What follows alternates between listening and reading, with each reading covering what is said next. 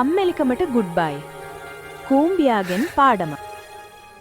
එකමත් එක කාලෙක මුළු පරිසරයේම හිමෙන් සුදුම සුදු වෙච්ච හරිම ලස්සන දවසක් තිබුණා. එළියටවත් යන්න බැරි තරමට හුළඟ. ඒ වගේම එළිය හරිම සීතලයි.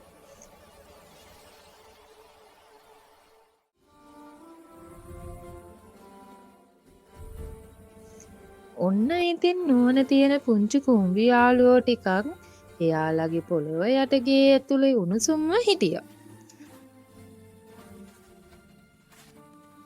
එයාලා සරත් කාලේ පුරාවටම හරිම ආසාවෙන් මහන්සි වෙලා එකතු කරපු රසම රස ධාන්‍යයට වේලමින් හිටියා. කුඹි යාළුවන්ට නම් බඩගින්න ගැන කිසිම බයක් තිබුණේ නැහැ. මොකද එයාලා වෙලාවට වැඩ කළානේ. එකපාරටම මගේ යාළුවනේ කියන දුක්බර සද්දයක් ඇහුණා.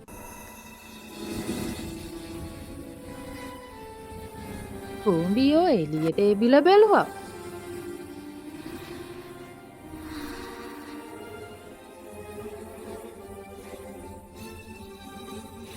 එතන හිටියේ දඟකාර පළගෙටියා.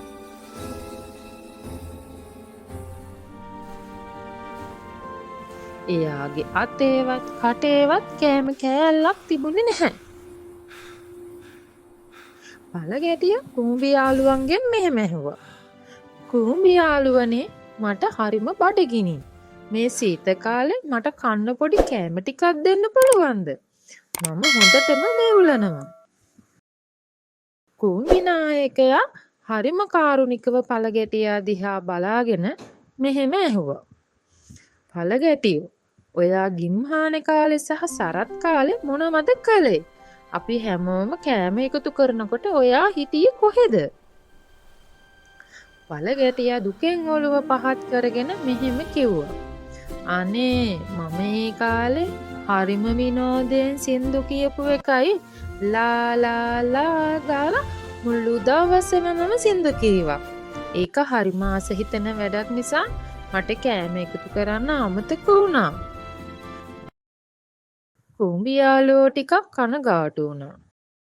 නායක කුඹියා කරුණාවන්ත හඬින් මෙහෙම කිව්වා. පළගෙටියෝ ජීවිතේ ලස්සන වෙන්න නම් අපි නටන්නත් සින්දු කියන්නත් ඕනේ තමයි.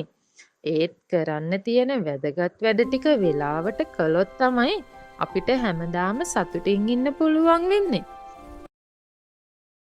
ගිම්හානි සින්දු කියපු ඔයාට මේ සීත කාලෙට කෑම එකතු කරන්න අමතක වුණා නේද? කුඹි යාළුවෝ පළගෙටියාට පොඩි කෑම කෑල්ලක් දීලා අපේ යාළුවා ඊළඟ අවුරුද්දේ නම් වෙලාවට වැඩ කරන්න මතක තියාගන්න කියලා කීවා.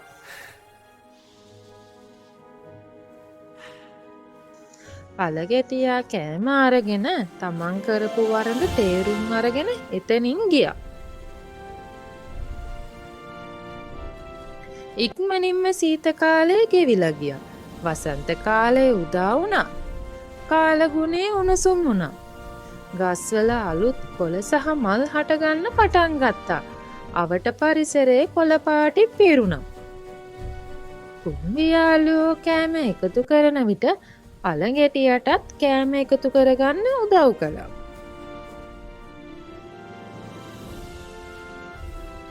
අපිට මේ කතාවෙන් ඉගෙන ගන්න පුළුවන් ලස්සන පාඩම කරන්න තියෙන වැඩ හෙටට කල් දාන්නේ නැතුව අදම කරමු. දැන් වැඩ කළොත් පස්සේ සතුටින් ඉන්න පුළුවන්.